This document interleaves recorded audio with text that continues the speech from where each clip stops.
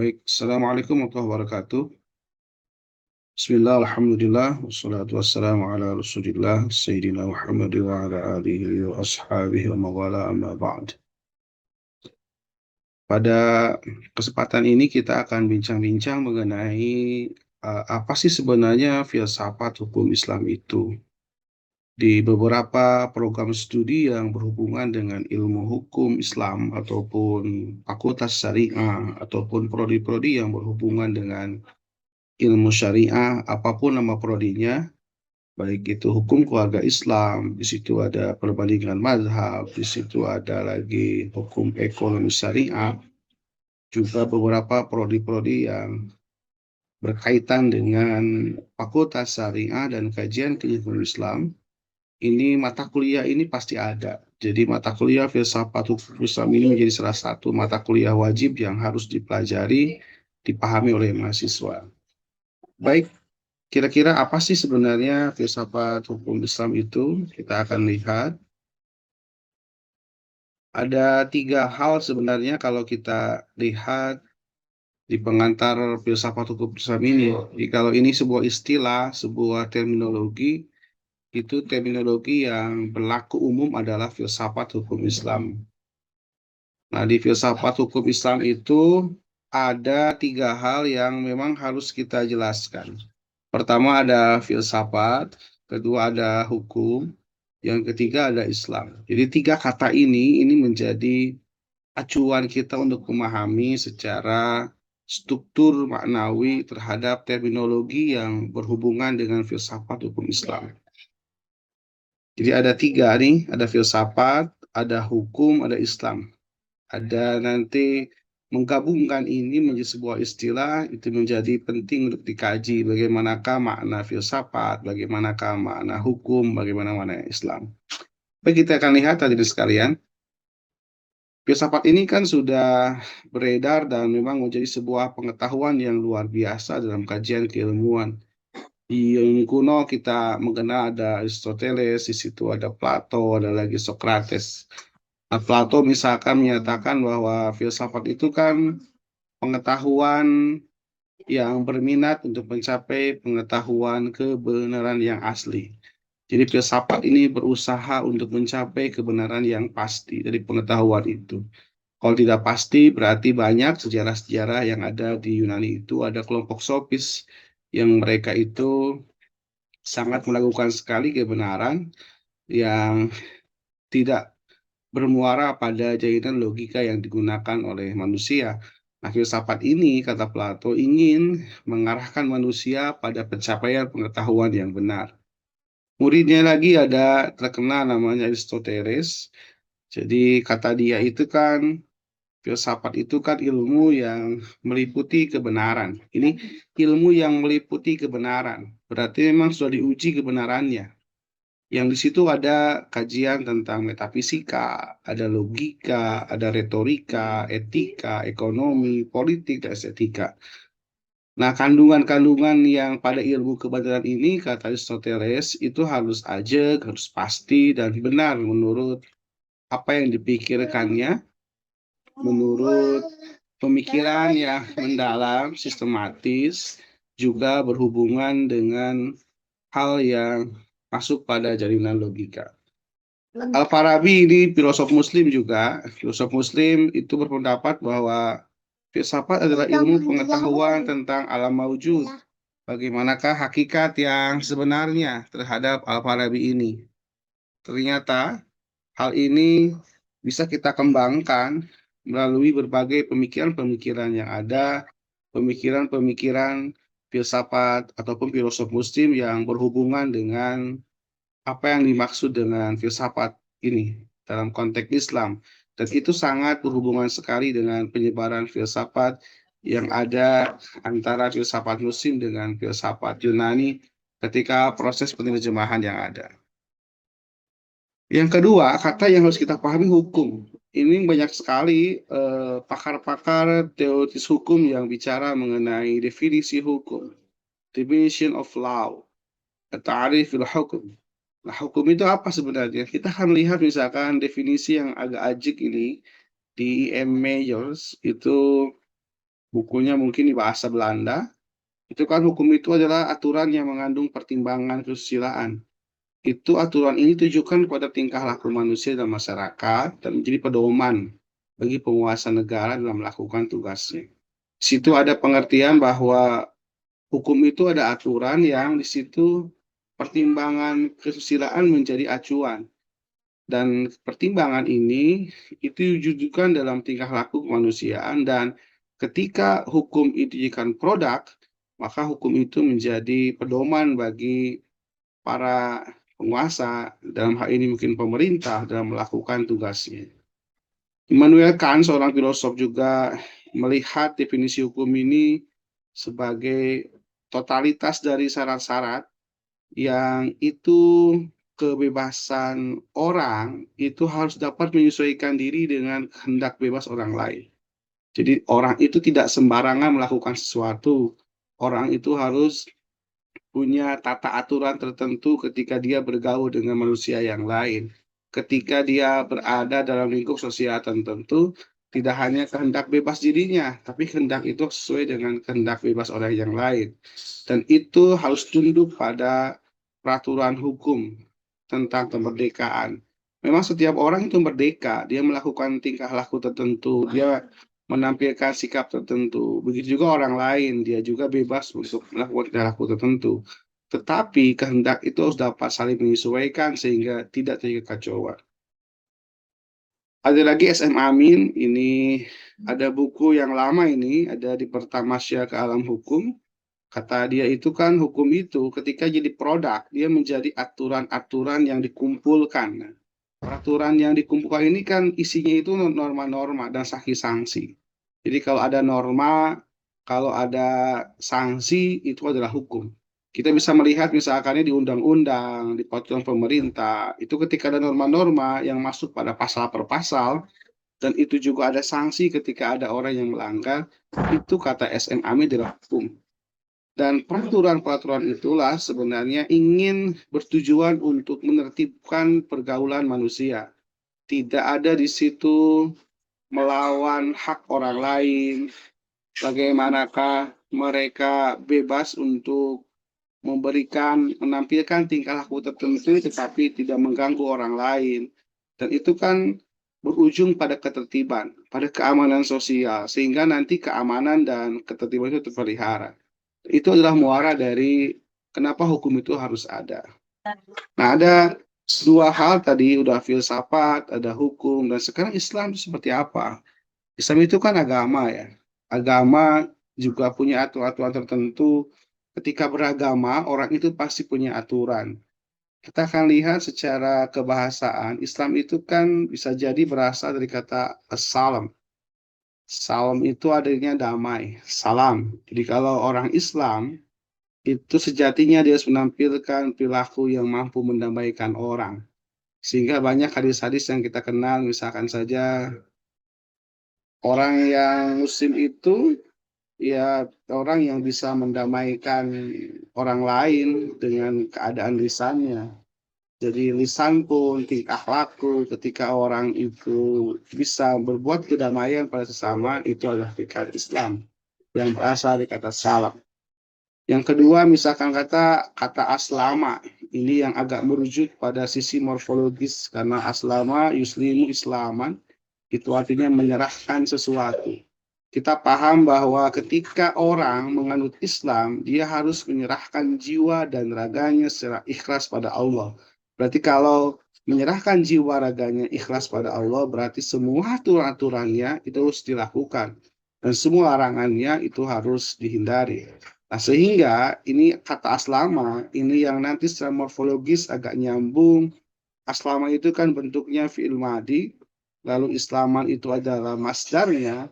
Ini menjadi satu linearitas dalam sisi kebahasaan. Jadi secara bahasa sederhana, Islam itu ya penyerahan total diri kepada Allah Subhanahu wa taala.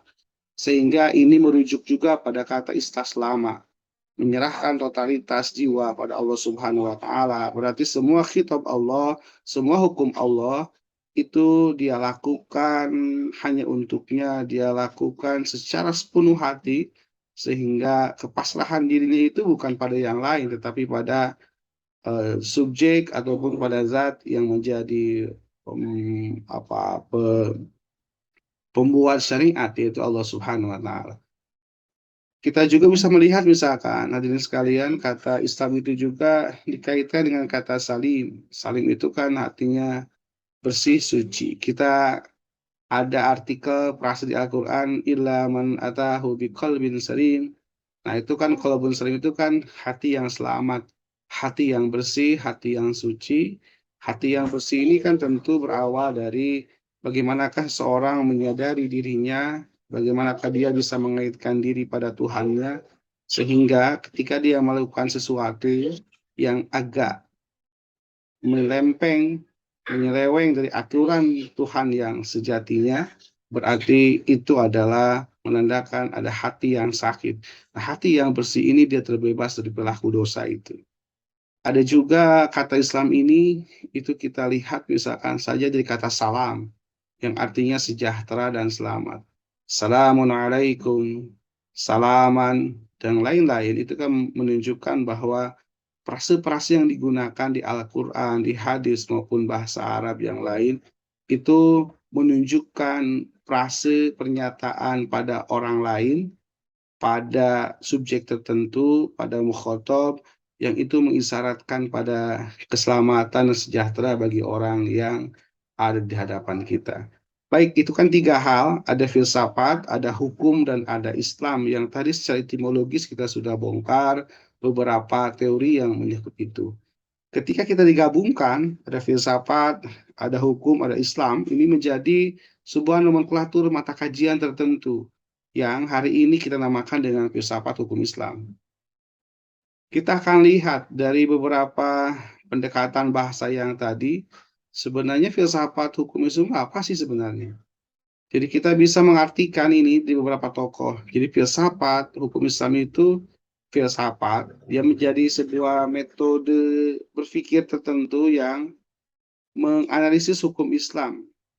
Jadi filsafat sebagai metodologi berpikir tertentu, dia arahnya pada kajian hukum Islam secara analisis, dan itu dilakukan secara sistematis dan metodologis sehingga mendapatkan keterangan yang mendasar. Kita ingat bahwa filsafat itu kan ada sesuatu yang harus mendasar, radically mendasar itu kan menjadi ujung ataupun menjadi inti dari semua apa yang kita ketahui. Apa sih intinya itu? Itu kan mendasar.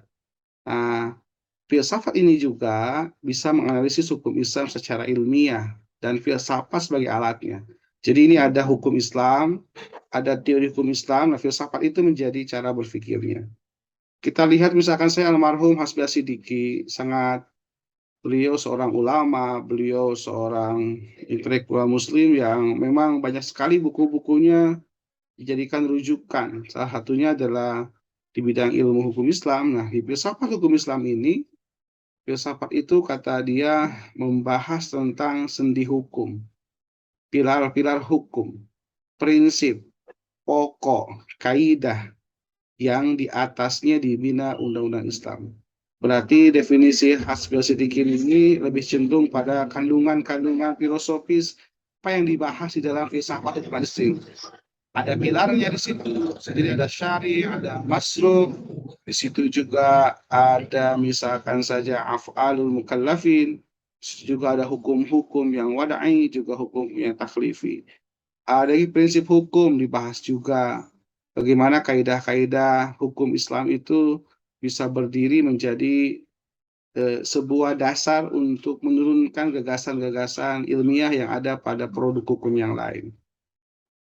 Atau yang agak kekinian, ini kita bisa melihat, misalkan saja ini Pak Ahmad Azhar Basir, itu mendefinisikan filsafat hukum Islam itu kan pemikiran yang pertama ilmiah.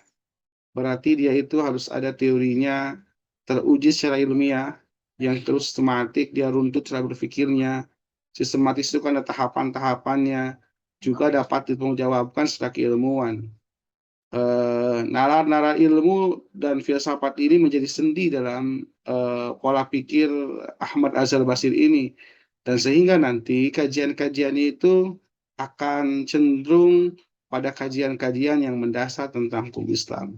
Jadi situ sepertinya di tiga pemikiran ini itu tidak bisa dilepaskan dari pemahaman tentang fikih, pemahaman tentang usul fikih, pemahaman tentang hadis tentang hukum, tafsir tentang hukum, itu menjadi teori-teori yang sudah mapan, menjadi informasi keilmuan yang sudah established, dan itu menjadi pendukung nanti bagi pengembangan sistematis dan metodologis yang ada pada filsafat hukum Islam.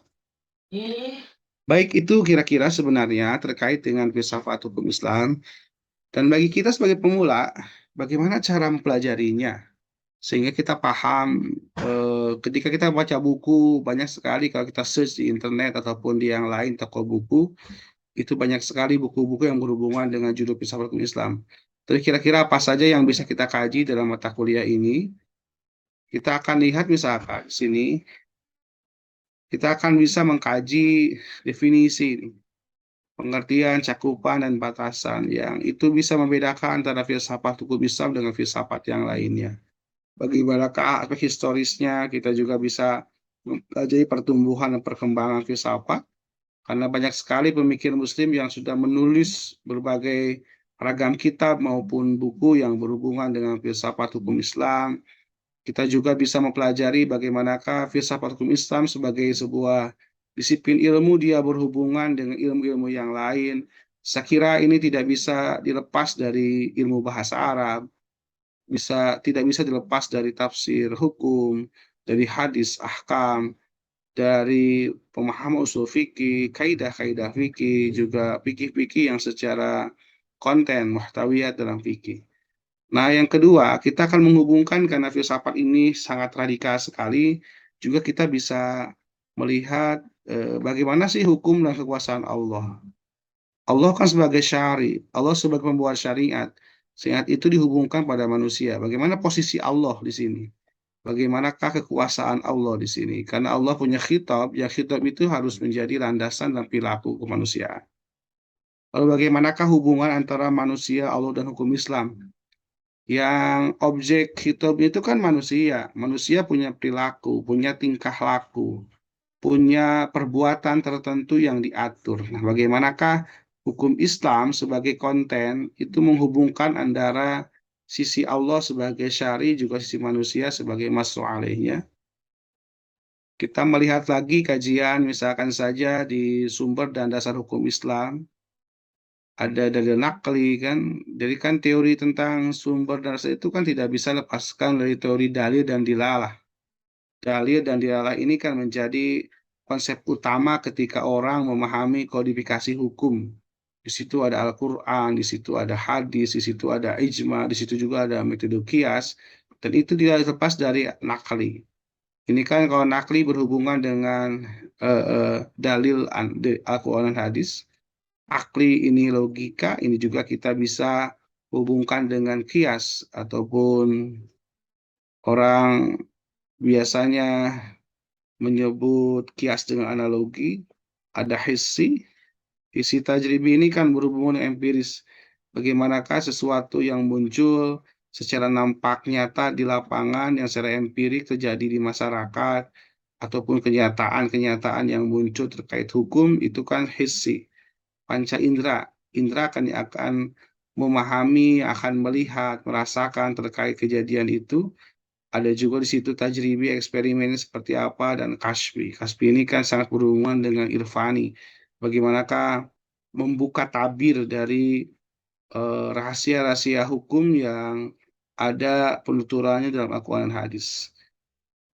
Baik, itu juga kita bisa mempelajari tentang prinsip-prinsip asas hukum Islam, tujuan hukum Islam. Prinsip-prinsip ini kan bisa jadi misalkan berhubungan dengan kemaslahatan, teori maslahat, nadhariyatul maslahat. Di situ juga kita bisa mengenal nanti maqasidus syariah.